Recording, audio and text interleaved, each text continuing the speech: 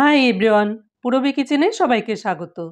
আজ দেখাবো ভীষণ মজাদার একটি পাকোড়ার রেসিপি। অনেক ধরনের পাকোড়াই তো খেয়েছেন, তবে বাসি ভাত দিয়ে যে এত সুন্দর পাকোড়া তৈরি হয় অনেকেই হয়তো খেয়েছেন। আর এভাবে কি খেয়েছেন? এই বৃষ্টির দিনে বিকেলবেলা গরম গরম চা এবং তার সঙ্গে যদি থাকে এই পাকোড়া, একদম জমে যাবে। পাকোড়া বানানোর শুরুতেই নিয়েছি হাফ কাপের মতো সাদা ভাত। এটা আগের দিনের ভাত ছিল, সেই ভাত দিয়ে আমি তৈরি করে দেখাবো। এই ভাতের মধ্যে দিয়েছি 4 টেবিল চামচ বেসন আর নিয়েছি পুঁই শাকের পাতা। এগুলোকে কুচি কুচি করে কেটে এর মধ্যে দিয়ে দিয়েছি। আমি পুঁই শাকের পাতা দিয়েছি, আপনারা আপনাদের পছন্দ মতো শাকও দিতে পারেন, যেমন পাতাকপি, পালং শাক, কলমি শাক ইত্যাদি। তারপর দিয়েছি 2-3টি কাঁচা লঙ্কা কুচি, সামান্য হলুদের গুঁড়ো, সামান্য মরিচের গুঁড়ো, স্বাদ মতো লবণ, 1 চা চামচ সাদা তিল, হাফ চা চামচের একটু কম বেকিং সোডা, হাফ চা চামচ ভাজা জিরে গুঁড়ো। এরপর এই সব উপকরণগুলি ভালো করে মেখে নিতে হবে। একটু শক্তভাবে চটকে চটকে মাখিয়ে নিতে হবে। মাখানোর পরে যদি মনে করেন একটু শুকনো লাগছে, তাহলে 2-1 টেবিল চামচ পানি এর সঙ্গে অ্যাড করতে পারেন।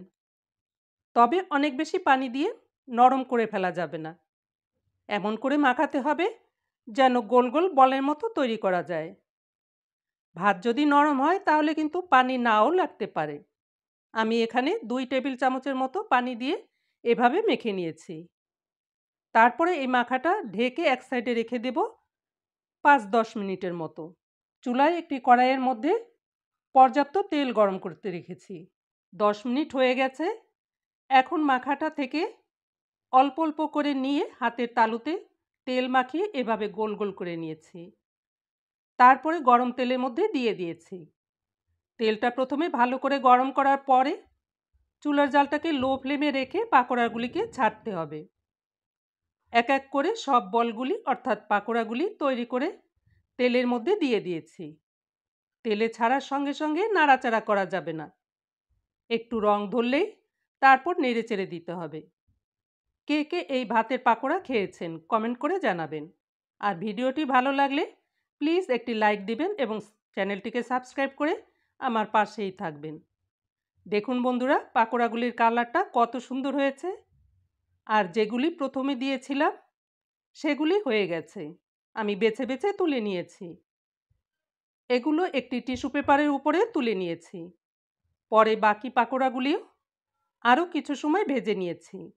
আর সব পাকোড়াগুলি যখন সুন্দর একটি কালার হয়ে আসবে তখন তেল থেকে তুলে নিতে হবে। আমার পাকোড়াগুলি ভাজা হয়ে গেছে, এরপর তেল থেকে তুলে নেব। আর দেখুন কত সুন্দর হয়েছে। বাচ্চারা যদি এরকম পাকোড়া পায় তাহলে তো মুহূর্তেই খেয়ে শেষ করে ফেলবে। আমি সব পাকোড়াগুলি তেল থেকে তুলে নেবার পরে পরিবেশন করে নিয়েছি। এই রকম গরম গরম পাকোড়া সস অথবা গ্রিন চাটনির সঙ্গে দারুণ লাগে খেতে।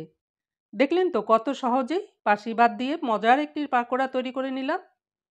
আপনারাও এভাবে তৈরি করবেন এবং মজা করে খাবেন আর সবাইকে খাওয়াবেন। তাহলে এবার রাখছি। সবাই ভালো থাকবেন, সুস্থ থাকবেন। Good bye.